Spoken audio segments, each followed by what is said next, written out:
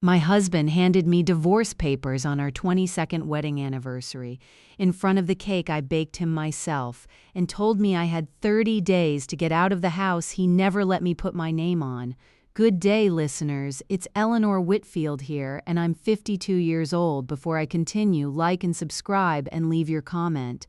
I read every single one, and trust me, by the end of this story, you're going to have a lot to say. 22 years.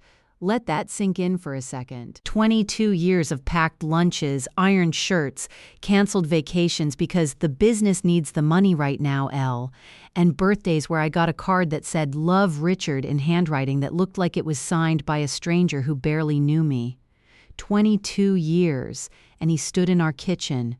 My kitchen, the one I designed, the one I picked every tile for, and told me it was over like he was canceling a dentist appointment. "I want you to know this isn't easy for me," Richard said, straightening his tie like he was late for something more important than the death of his marriage. I remember laughing, actually laughing, because for a second I thought it was a joke. 22 years and a candlelit cake with "Happy Anniversary" written in my own shaky icing, and he was telling me it was over. Who is she? I asked. Because there's always a she. There's always a 20-something with a ring light and a Pilates body who thinks a 54-year-old man with a receding hairline and a midlife crisis Porsche is a catch. Her name was Ashley, 26 years old.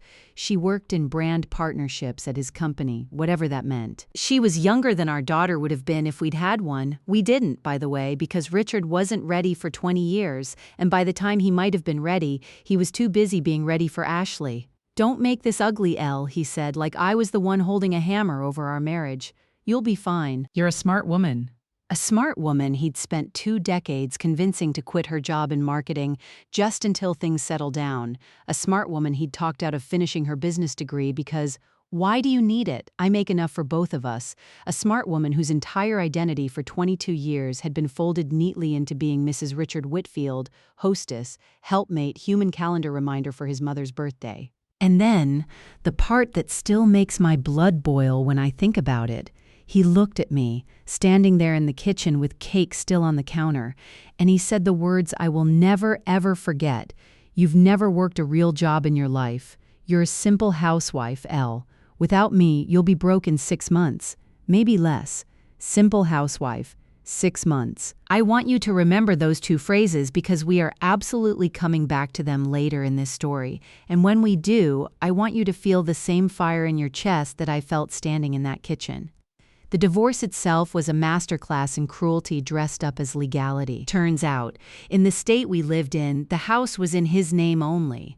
His father had gifted it to him before we married. Some trust nonsense his family lawyer had cooked up decades ago that I'd never bothered to read closely because, fool that I was, I trusted my husband.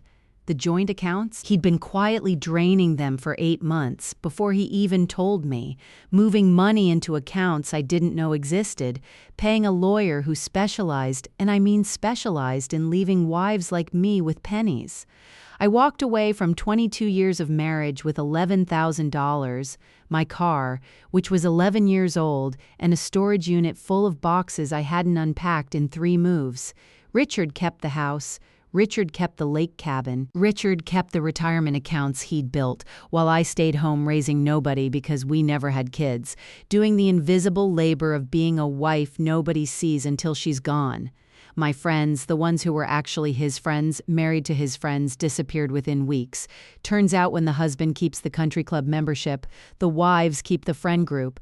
I found out later that Ashley had already been to 2 of the couple's dinner parties I used to host, in my old dining room, with my old good china, the china my grandmother gave me, that somehow got left behind in the move, and that Richard's lawyer told me, in writing, was part of the household inventory retained by Mr. Whitfield. I sat in a motel room that first week, a Best Western off the highway, the kind with the ice machine that rattles all night, and I cried until I physically couldn't produce any more tears. I ate crackers from the vending machine because I couldn't stomach going out and being seen. I looked in the mirror and saw a 50-year-old woman. I was 50 then, who didn't recognize herself. Gray roots I hadn't bothered to touch up in months because what was the point? eyes that had cried so much they looked permanently swollen, a woman who had spent 2 decades building a life around a man who threw her away like an expired coupon. And then, somewhere around 3 in the morning, something in me shifted. I want to be really honest with you because I know some of you are living this exact nightmare right now. It wasn't some Hollywood movie moment where triumphant music swells and I stand up and declare I'm going to conquer the world. It wasn't that. It was smaller and meaner and more useful than that. It was rage, pure, clean, focused rage. I sat on that scratchy motel bedspread and I replayed his voice in my head. Simple housewife broke in 6 months, and instead of crying again, I got angry, the kind of angry that doesn't scream.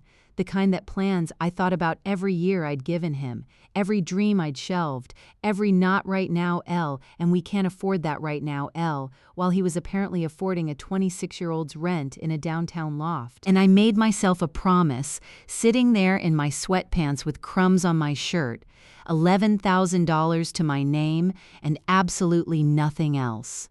I promised myself I would never ever be that woman crying in a motel room again. Not because someone else fixed it for me, because I fixed it, because I was going to build something so undeniable, so massive, that simple housewife would become the funniest thing anyone had ever said to me. 6 months, Richard said. Buckle up, because 6 months is exactly where this story is about to get interesting. The first thing I did was the hardest thing I've ever done. I stopped grieving the marriage and started grieving the version of myself who disappeared inside it. There's a difference, and nobody warns you about it. I didn't miss Richard. I missed Eleanor, the 28-year-old who'd graduated top of her marketing class, who'd had 2 internship offers before she even walked at graduation, who'd had opinions and ambition, and a 5-year plan that got quietly buried under casserole recipes in his career. So I went looking for her.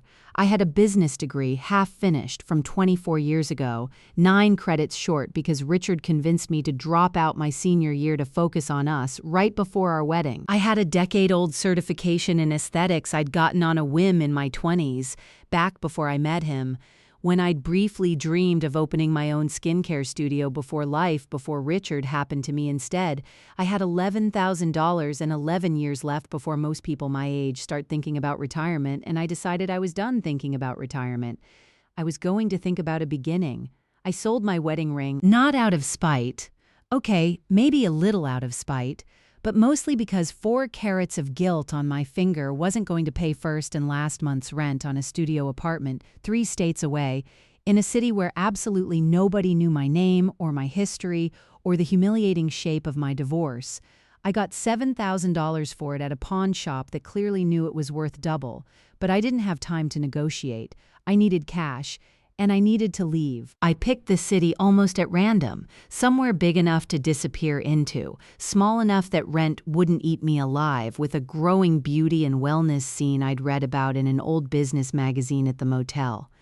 I packed my 11-year-old car with everything I owned, which fit shockingly easily into a space that small, and I drove 12 hours with the radio blasting to drown out the voice in my head that kept whispering Richard's words back at me. Simple housewife. Broke in 6 months. The first 3 months in the city were brutal in a way I hadn't fully prepared myself for.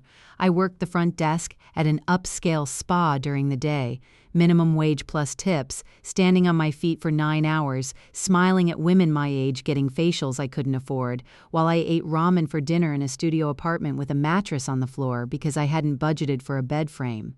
I took night classes to finish my last 9 business credits online. I renewed my aesthetics license with the last of my savings and started doing facials on the side in my own tiny apartment for anyone willing to let a stranger with a folding table and a ring light practice on their skin. I lost 15 pounds I didn't need to lose from stress before I forced myself to actually eat properly again. I cut my hair short, partly for a fresh start, partly because I couldn't afford the salon anymore and needed something low maintenance. I started walking every morning before my shift, not to lose weight, but because it was the only 30 minutes of the day that belonged entirely to me. And slowly, so slowly, I almost didn't notice it happening. Something changed in the mirror. It wasn't just that I looked different, though I did. The gray grew out and I dyed it a rich chestnut brown that made my eyes look sharper. I found a skincare routine, ironically, from all those free facials I gave myself, testing products that had my skin glowing in a way it hadn't since my 20s. I bought exactly 3 pieces of quality clothing instead of a closet full of things that used to make me feel invisible, and I learned, for the first time in my adult life, how to actually dress for the body I had instead of the body Richard used to comment on. But the real change was underneath all that. I started standing up straighter. I started speaking in full sentences instead of trailing off like I was asking permission. I stopped saying I'm sorry every time I entered a room. Clients at the spa started requesting me specifically.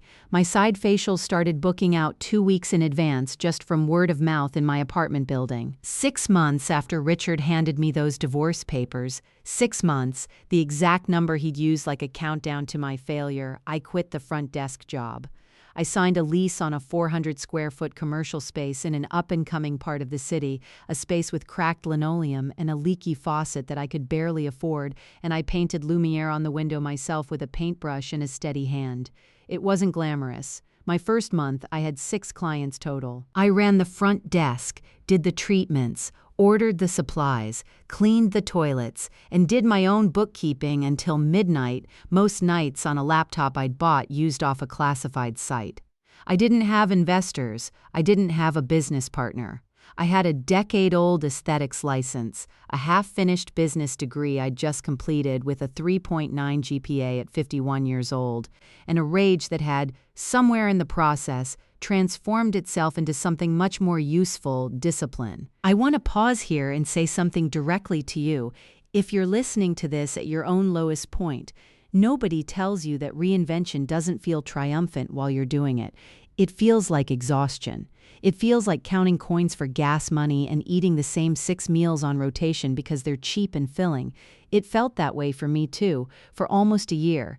The triumphant part comes later. You have to survive the unglamorous part first, and I did survive it. Because every single night, brushing my teeth in my tiny bathroom, exhausted down to my bones, I thought about a man in a kitchen, straightening his tie, calling me simple. And I thought, not simple enough to quit, apparently. By month 14, Lumière had a wait list. I'd figured out something the big spas hadn't. Women my age, women in their 40s and 50s and 60s, didn't want to be sold anti-aging like it was damage control. They wanted to be told they looked incredible because they did, and they wanted products and treatments that celebrated that instead of apologizing for it. I built my entire brand voice around that idea, wrote every piece of marketing copy myself late at night, using the marketing degree Richard once told me was a waste of paper. By month 18, I'd hired my first employee. By month 20, a local lifestyle magazine did a small feature on the 50-something reinventing the beauty industry's relationship with age, and my phone did not stop ringing for 2 weeks. That's roughly when I met Marcus Delaney. Marcus owned half the commercial real estate in the neighborhood my little studio was in. He'd bought it up for pennies 15 years earlier when nobody wanted it, and now it was one of the trendiest corridors in the city. He was somewhere in his late 50s, silver-haired, sharp-suited, famously private, famously ruthless in negotiations, and famously allergic to anyone who wasted his time. He walked into Lumière on a Tuesday afternoon, unannounced, because, as I found out later, he'd read the magazine piece and wanted to see if the woman behind it was as sharp as she sounded on paper. "You're paying too much for this lease," he said, before even introducing himself. He was standing in my doorway, looking around at my 400-square-foot studio with an expression I couldn't quite read. "Excuse me?" I said, looking up from my appointment book. "This space, you're paying too much. I own the building next door, bigger, better light, same rent bracket, and the landlord who has you locked into this place is a friend of mine who I happen to know is gouging every small business on this block." He extended a hand. Marcus Delaney. I didn't know who he was yet, but I knew the type. Men who walked into rooms assuming they were the most interesting thing in it. I'd spent 22 years married to a lesser version of that type, and I was done being impressed by confidence alone. Well, Marcus Delaney, I said, not taking the hand yet, if you're trying to sell me a lease, you're doing it badly. If you're trying to insult my business acumen, you're doing that badly too. What do you actually want? He laughed, a genuine, surprised laugh, and I found out later that almost nobody talked to Marcus Delaney like that, and even fewer got away with it. I want to know how a 50-something former housewife with no investors built a waitlist this long in under 2 years with a business degree she finished part-time, he said. That's what I want. Former housewife who apparently reads local lifestyle magazines closer than most of my clients do, I said, and finally shook his hand. That conversation turned into coffee. Coffee turned into him quietly mentioning 3 weeks later that the building next door, bigger, better light, same block, had just had its lease fall through, and would I like to see it? I toured it that same afternoon. It was twice the size of my current studio with floor-to-ceiling windows and a location that would triple my foot traffic. I can't afford this, I told him honestly, standing in the middle of the empty space, doing math in my head that didn't add up no matter how I rearranged it. I didn't ask if you could afford it, I asked if you wanted it, Marcus said. There's a difference between those two questions, Eleanor, and most people never figure that out. I want to be very clear with you listeners because I know exactly what some of you are thinking right now, and I want to shut that thought down immediately. Marcus Delaney did not become my sugar daddy. He did not swoop in and buy my success for me. What he did, and what actually mattered, was see something in me worth investing time in. Not money. He connected me with a business loan officer who actually looked at my numbers instead of my marital status.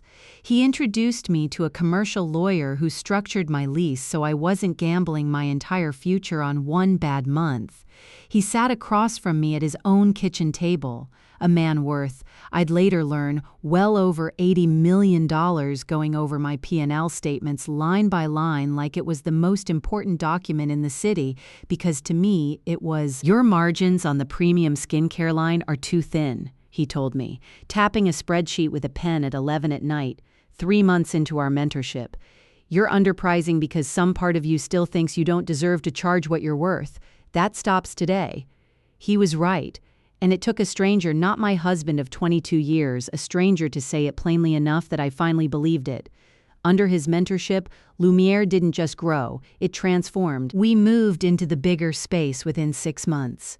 I launched my own private label skincare line 8 months after that, working with a small chemist lab Marcus connected me with, formulating products specifically for the 40-something and up market that every other brand in the industry was actively ignoring or, worse, insulting. I hired a small team, 5 women, all of them in their 40s or 50s, all of them told at some point in their careers that they were past their prime for the beauty industry. We became something of a movement before we even meant to. By the time my business turned 3 years old, Lumière had 3 locations, a 6-figure e-commerce arm, and a growing wholesale relationship with 2 boutique department stores. I was invited to speak at a regional business summit about second act entrepreneurship. I stood on that stage in a tailored blazer I designed myself input on, looked out at 300 people, and thought about a motel room with a rattling ice machine, and I did not cry, because I had cried enough for that chapter of my life. I just told the truth. 3 years ago, I was told I was a simple housewife who'd be broke in 6 months without my husband. I said into that microphone, and the room went dead silent in that particular way. Rooms go silent when everyone senses they're about to hear something real. I want every woman in this room who has ever been told she is simple to understand something. Simple isn't an insult. Simple means I know exactly who I am. And that clarity is the most dangerous thing you can hand a woman who has nothing left to lose. The room stood up. I didn't expect that. I still think about it sometimes. 3.5 years after the divorce, I was preparing for the biggest night of my career, the grand opening gala for Lumière's flagship location, a stunning 3-story space in the most prestigious retail corridor in the city, funded not by Marcus's charity but by my own profits, my own loan, my own name on the lease this time. Every major beauty editor in the region was invited. 2 national outlets had confirmed attendance. Marcus, who by then had become as close to a friend as a mentor could become, was hosting a small private dinner beforehand for key investors and press. I had built from $11,000 and a broken heart, something Richard Whitfield had told me, in our kitchen, over an anniversary cake, that I was incapable of building. I should have known he'd try to ruin it. Men like Richard cannot stand a woman thriving without them. It offends them at some cellular level. And, as I would very soon find out, Richard had a reason far more desperate than pride to want to see me fail. 3 weeks before the gala, I got a call from my publicist, a sharp young woman named Priya who I'd hired 6 months earlier when the press requests had gotten too overwhelming to handle alone. "Eleanor, I need you to see something," she said, and her voice had a tightness to it I'd never heard before. "And I need you to not panic." She sent me a link. It was a blog, one of those gossipy local business tabloid sites that thrives on drama, run by someone with more time than integrity. The headline alone made my stomach drop: "The untold truth behind Lumière's founder, fraud, deception, and a trail of broken promises." I clicked it with hands that had suddenly gone cold. The article was a disaster of half-truths and outright lies, but the framing was vicious and precise.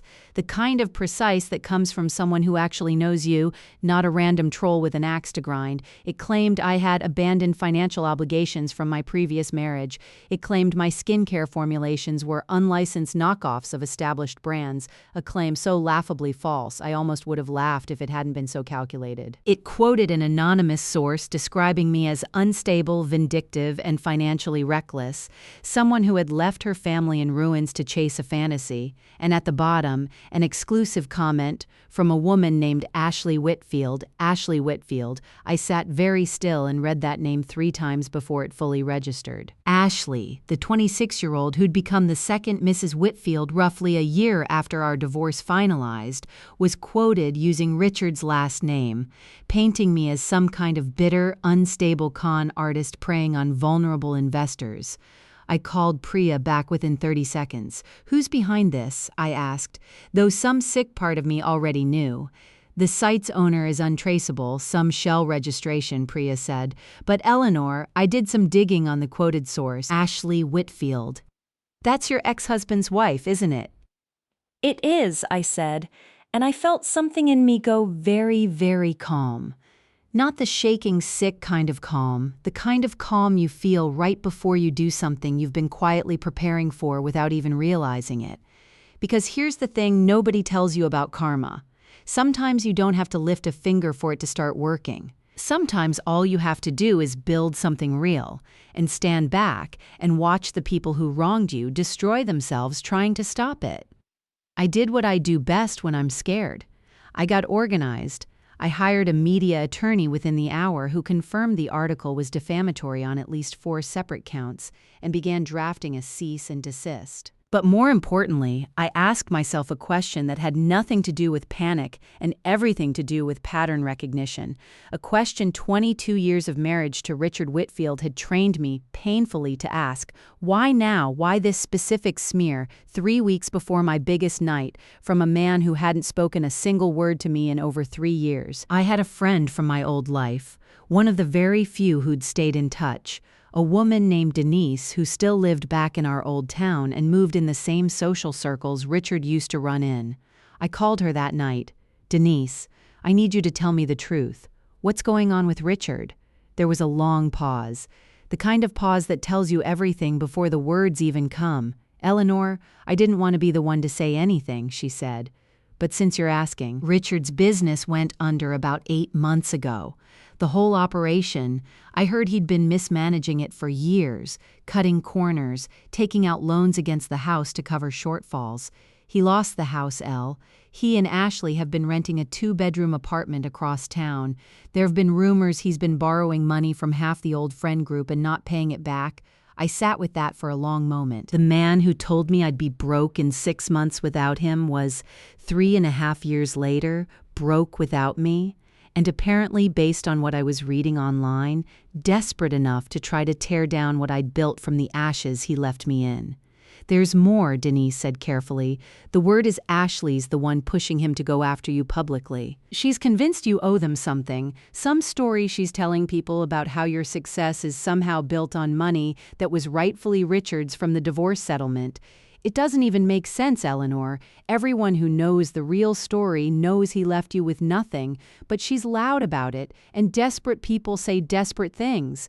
I hung up the phone that night, and I did something I hadn't done in 3.5 years. I opened the old divorce settlement documents. I'd kept every single one, every bank statement, every piece of paperwork from that entire brutal process, filed away meticulously not out of sentiment, but because some instinct in me had always known, somewhere deep down, that one day I might need proof of exactly what had happened, and that's when the plan for the gala started forming in my mind.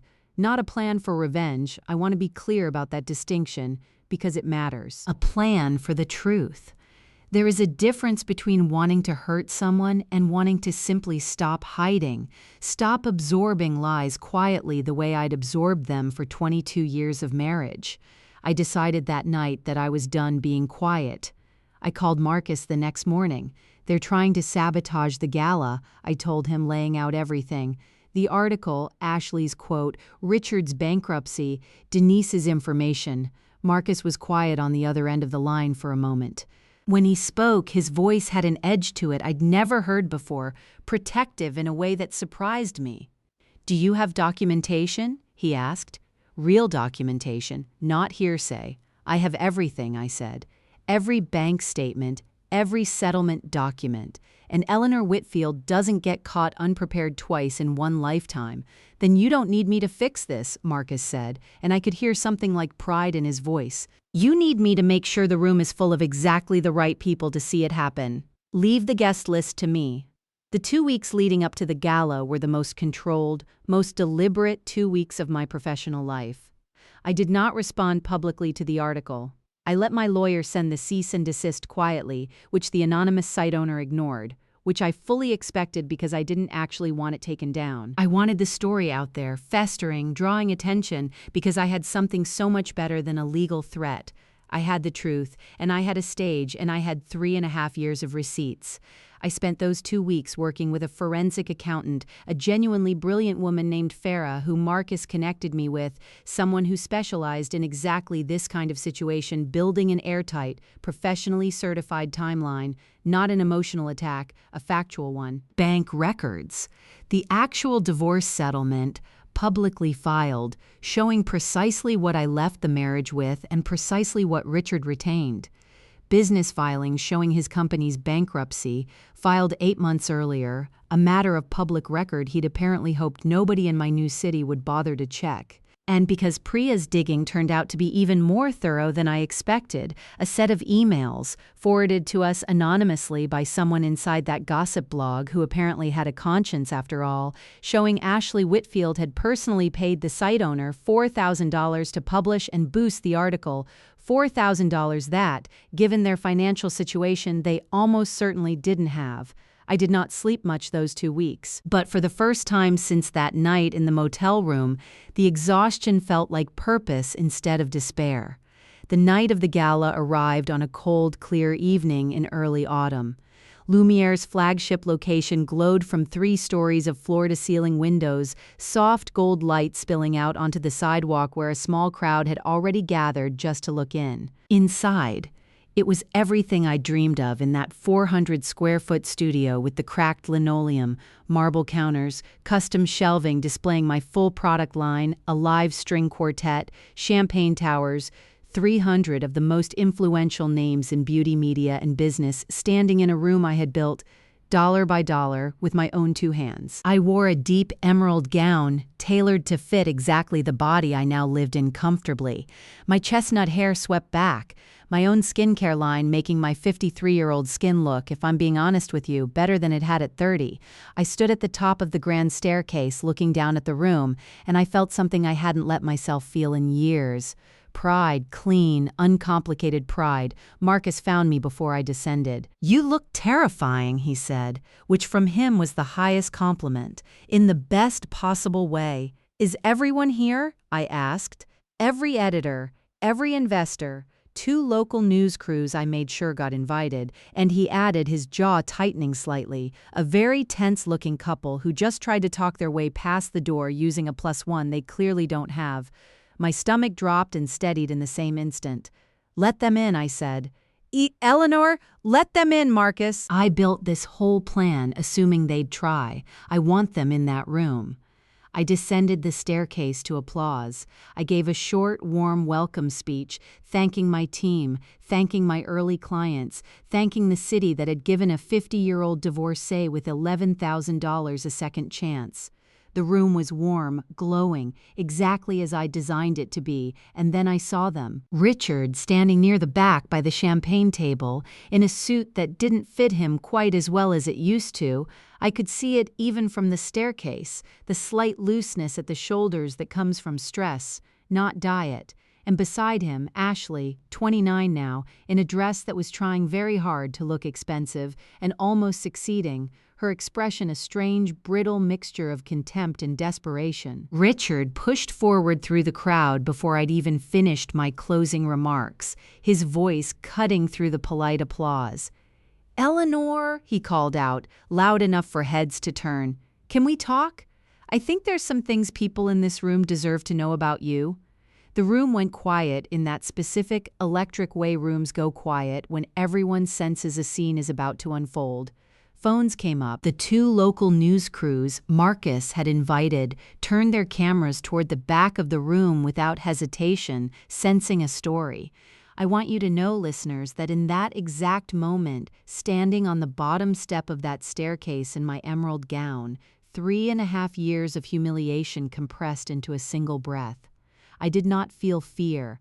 I felt something almost like relief, because I had been waiting for this moment without fully admitting it to myself, and now it was finally, mercifully here. "Richard," I said, my voice steady, carrying clearly across the marble floor, "how wonderful of you to make the trip. And Ashley, I don't believe either of you are on the guest list. But please, since you're already here, and since you seem to have something to say it." A ripple of surprised laughter moved through the crowd, the kind that comes from people who sense they're about to witness something delicious. Richard's confidence flickered for just a second before he recovered it. "I think everyone here should know the real story behind this so-called success," he said, gesturing at the room like a man delivering a closing argument. "Eleanor built this business on money and connections that weren't hers. She's been telling the press some sob story about starting with nothing. But the truth is, the truth," I said, cutting him off, my voice calm and clear, "is exactly what I'd like this room to see. Marcus, if you would." I turned toward the enormous screen behind the main display counter, the same screen I'd used 20 minutes earlier to show the brand's origin story to warm applause. Marcus, standing near the AV table with a control tablet in hand, gave me a small nod and tapped the screen. The room's attention swung from Richard to the massive display as it lit up. What appeared was not emotional. It was clean, professional, devastating in its simplicity.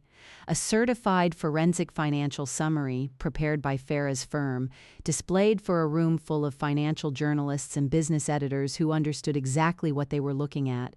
The first slide showed the actual publicly filed divorce settlement from 3.5 years earlier, my name, his name, the assets retained, dated and notarized, $11,000 and a used vehicle for me. A house, a lake property, and retirement accounts totaling well over $1.1 million for him. A murmur moved through the crowd. Ashley's face had gone pale. "I want to be clear," I said into the sudden hush, "that I did not build this business on stolen money or false claims. I built it on $11,000, a decade-old aesthetics license, and a half-finished business degree I completed at 51 years old after my husband of 22 years left me for a woman he now stands next to."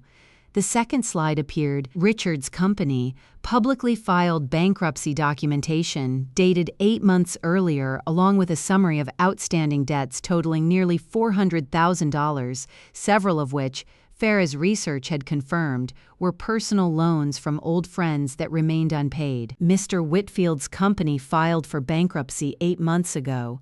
I continued, my voice never rising, never cracking, because I had practiced this in my head 100 times, and I was not going to give him the satisfaction of seeing me rattled.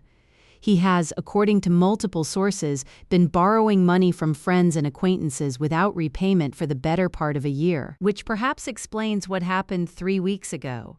The third slide appeared, and this was the one I debated, including the longest, the one that felt the least like business and the most like justice, a screenshot of the payment record, carefully redacted of anything that wasn't relevant. My lawyer had been extremely thorough about that, showing $4,000 transferred from an account under Ashley Whitfield's name to the operator of the blog that had published the smear article about me 3 weeks prior.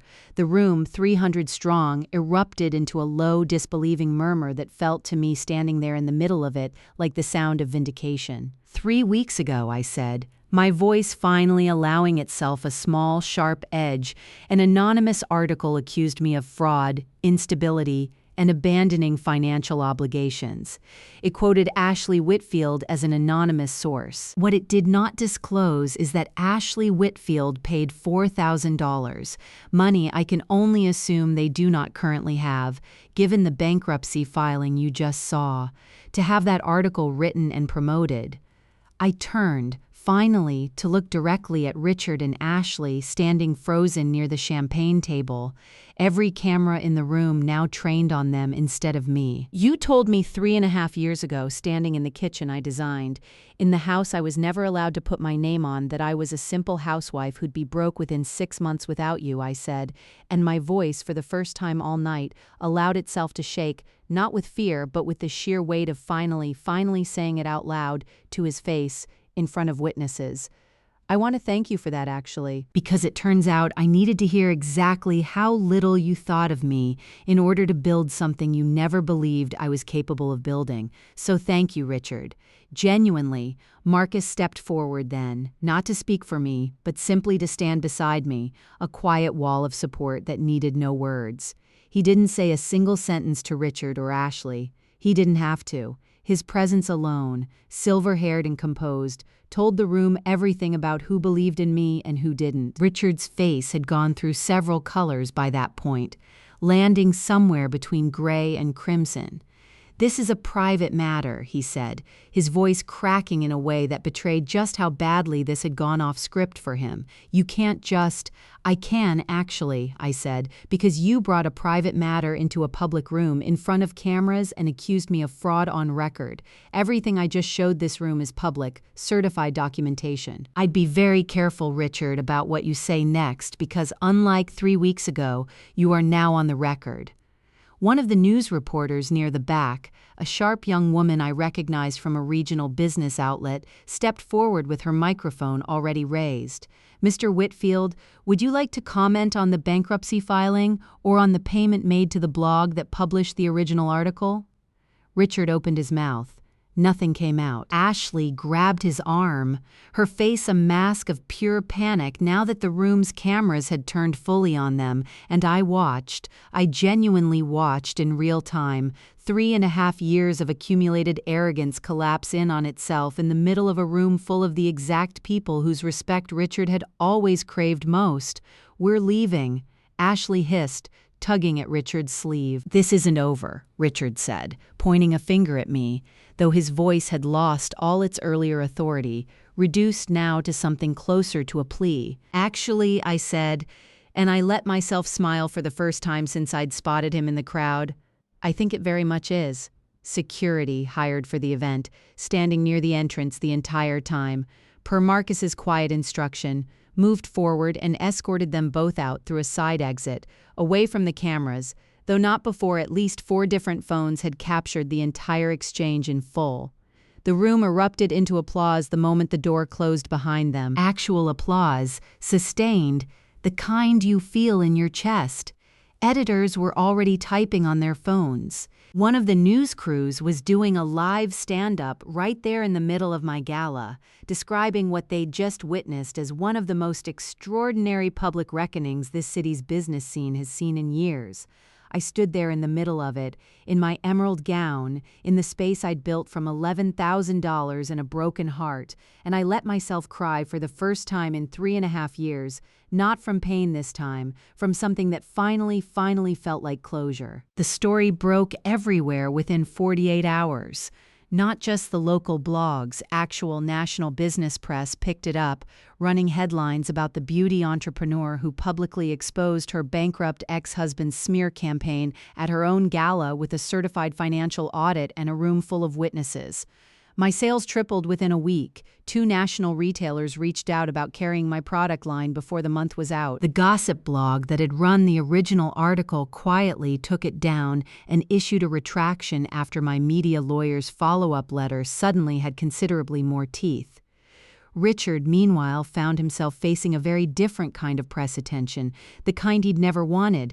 His bankruptcy, now public knowledge attached to a viral story, made it nearly impossible for him to secure new business financing. Old friends who'd lent him money and never been repaid started coming forward publicly, emboldened by the story, demanding what they were owed.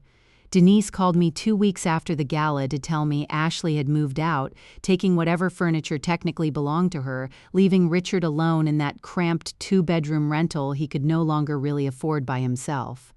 3 months after the gala, on a Tuesday morning, I got a phone call from a number I didn't recognize. I almost didn't answer it. Something told me to. "Eleanor," Richard's voice said, thinner than I remembered it, stripped of every ounce of the swagger that used to fill a room. "Please don't hang up." I stood in my new office, a real office, with my name on the glass door, overlooking the flagship store 3 stories below, and I said nothing at all. I just let him talk because I'd learned by then that silence was often the most powerful thing I could offer someone like him. "I've lost everything," he said. "The apartment Ashley left. She took what little I had left. She's already seeing someone else, some guy with actual money this time. I don't have anywhere to go, Elle. I know I don't have any right to ask this, but I was hoping maybe you could help me out, just until I get back on my feet. For old time's sake. 22 years has to count for something." I want to describe to you exactly what I felt in that moment, because I think it's the part of this story that matters most, more than the gala, more than the certified financial audit, more than any of it. I felt nothing.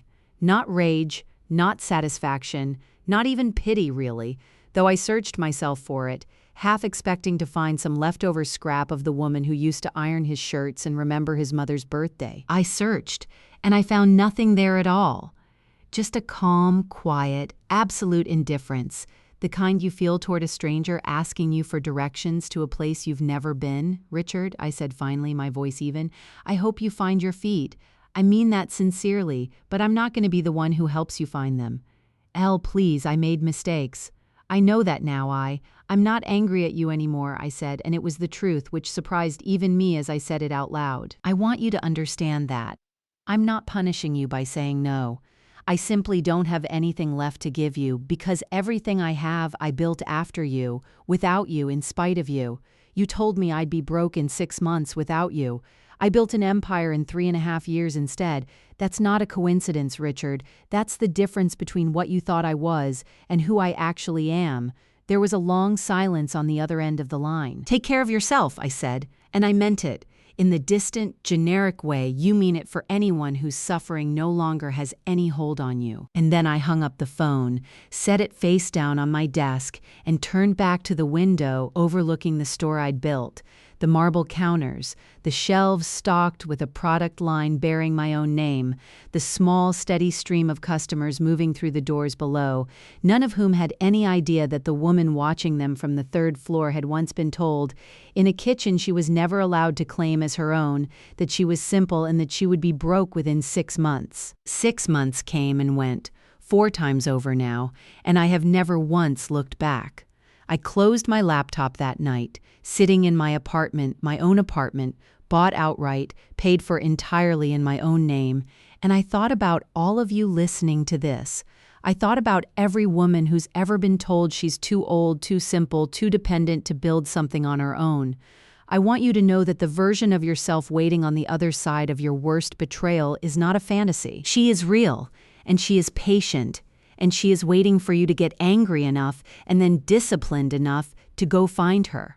So here's my question for you tonight, and I really do read every single comment, so don't be shy. Have you ever found the strength to completely cut out toxic people from your life and watch karma do its job on its own? Or did you feel the need to prove something to them directly the way I did that night at the gala? Comment below. I read all your stories, and honestly, they're the reason I keep telling mine. Thank you for listening, and remember, simple isn't an insult. Simple just means you finally know exactly who you are.